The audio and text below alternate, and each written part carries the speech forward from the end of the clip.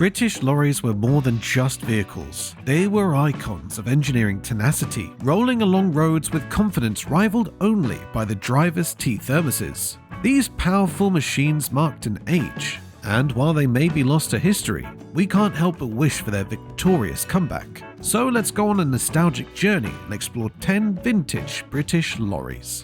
First up, the ERF EC Series, the pride of Sandbach, Cheshire, a community that had been producing ERFs for decades. By the time the EC Series debuted in 1993, ERF had established a reputation for building sturdy, dependable lorries that drivers trusted with their careers. The EC Series took that history and gave it a 90s twist, ergonomic cabins, modern engineering, and a subtle elegance that suggested, yes, I'm practical, but I scrub up nicely.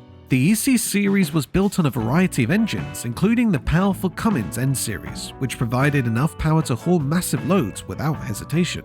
The cab was designed with the driver in mind, with improved insulation, more comfortable seats, and ample storage space for basics such as the compulsory flask of tea and a pack of rich tea biscuits. The EC Series was more than just performance, it was also about personality.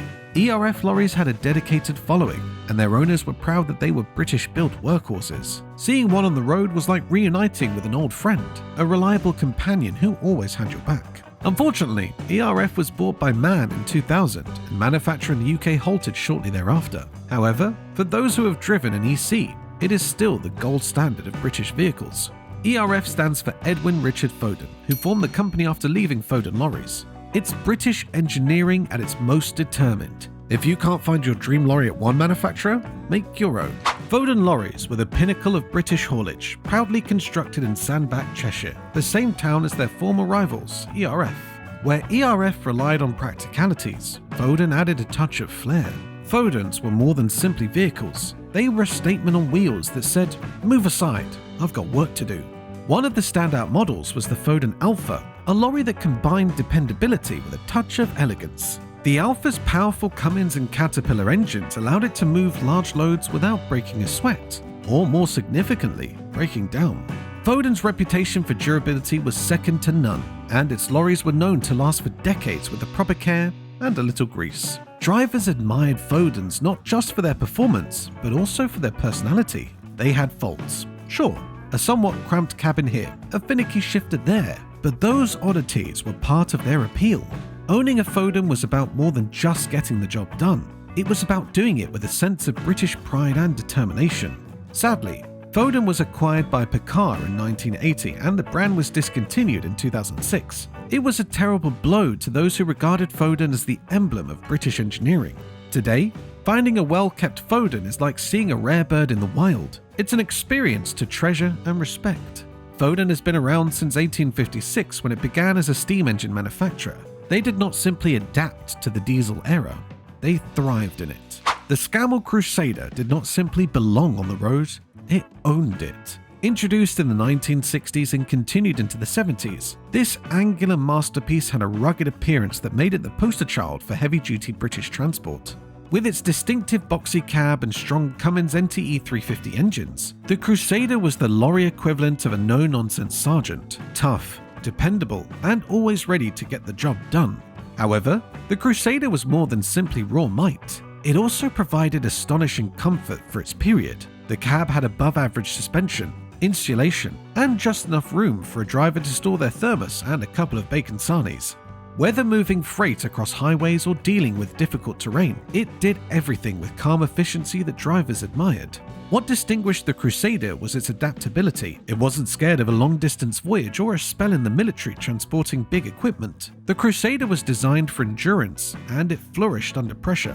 Scammell, like many icons of its day, did not withstand the changing times, and the brand vanished in the 1980s. But for those who remember it, the Crusader is a symbol of British engineering at its peak. The Crusader was so strong that some were modified for military usage, demonstrating that it was more than just a lorry.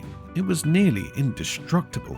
The Seddon Atkinson 401 was more than simply a lorry. It was a sturdy workhorse with a sense of pride. Introduced in the late 1970s, the 401 series rapidly became a favorite with long-distance drivers. With its sleek cab design and a powerful Perkins V8 engine, It had the power to do even the most demanding chores, all while providing drivers with a surprisingly comfortable ride for the day. The 401 cab was a game changer.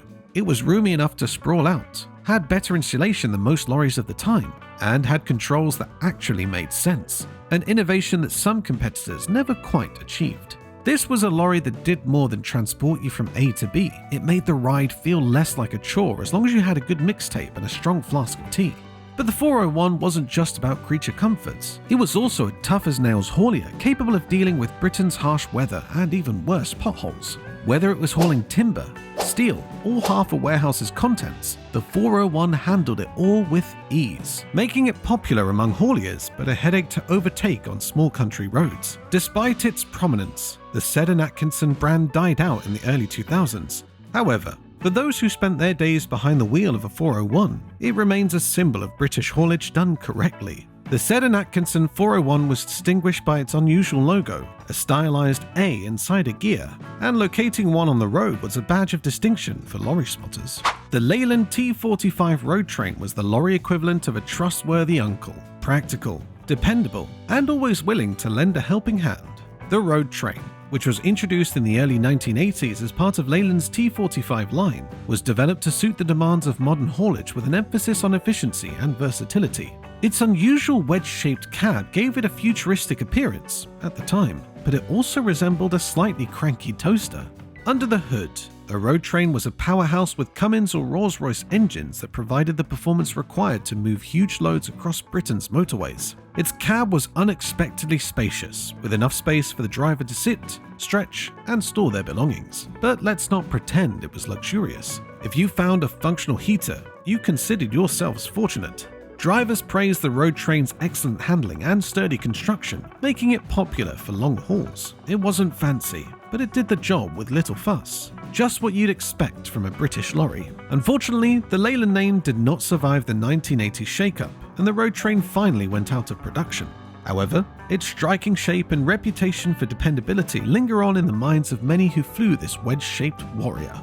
The road train's wedge-shaped form served more than just aesthetic purposes. It also increased aerodynamics. It is as aerodynamic as a vehicle the size of a tiny cottage can be. The Atkinson Borderer was the pinnacle of British engineering, rugged, straightforward, and undeniably practical. Introduced in the 1960s, this vehicle quickly became a choice among hauliers who prized dependability over frills. It wasn't just a workhorse, it was a warhorse that can handle long distances and huge loads without hesitation.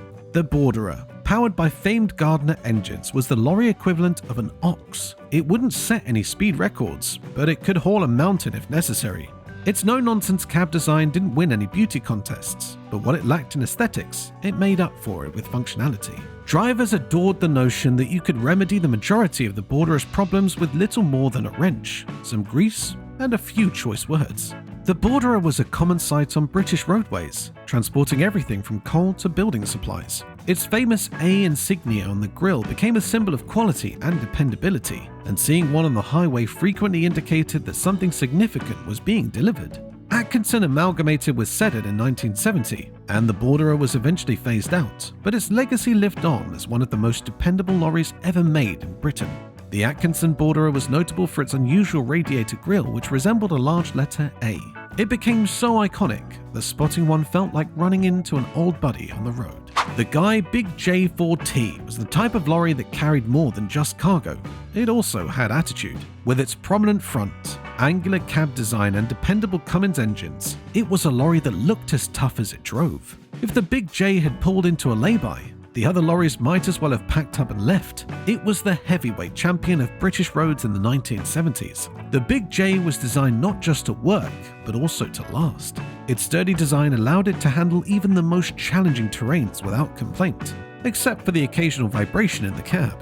Speaking of the cab, let's say it wasn't particularly luxurious. Space was limited, and the design was industrial chic at best. But drivers praised it for its no-nonsense dependability and ability to make even the most difficult loads feel effortless. Unfortunately, Guy Motors shuttered its doors in 1982, and the Big J became an uncommon sight on UK roads. But for those who had the opportunity to drive one, it remains a symbol of British engineering tenacity, a lorry that took everything in its stride while still managing to turn a few heads. The Big J's grille was so unique that it acquired the moniker the radiator with personality. If you saw one in your rearview mirror, you knew it was serious business. The Bedford TK-MK was the everyman's lorry, capable of hauling anything from milk cartons to military supplies. Introduced in 1959, it immediately became the backbone of British industry, with adaptability, dependability, and a wonderfully boxy form that shouted, "Dependable."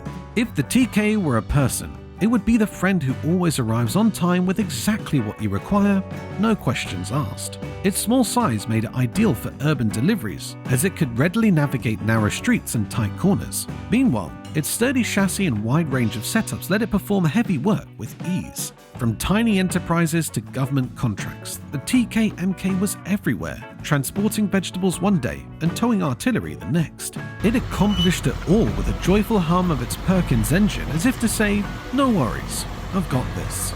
Inside the taxi, things were functional. Creature comforts were not a top focus, but drivers made do, frequently customizing their TKs with extra cushions, thermos holders, and the occasional Lucky Charm hanging from the rearview mirror. Although Bedford's lorry manufacture ended in the 1980s, the TK-MK's legacy continues. Because of its durable construction, a handful is still in use today, demonstrating that brilliant engineering never goes out of style. The Bedford TK-MK was so flexible that it became a British military standard, earning the nickname the workhorse. Some were even transformed into fire engines, demonstrating how versatile this vehicle really was. The mighty Antar Mk3 was not simply a lorry. It was a leviathan on wheels, built to handle the biggest loads imaginable.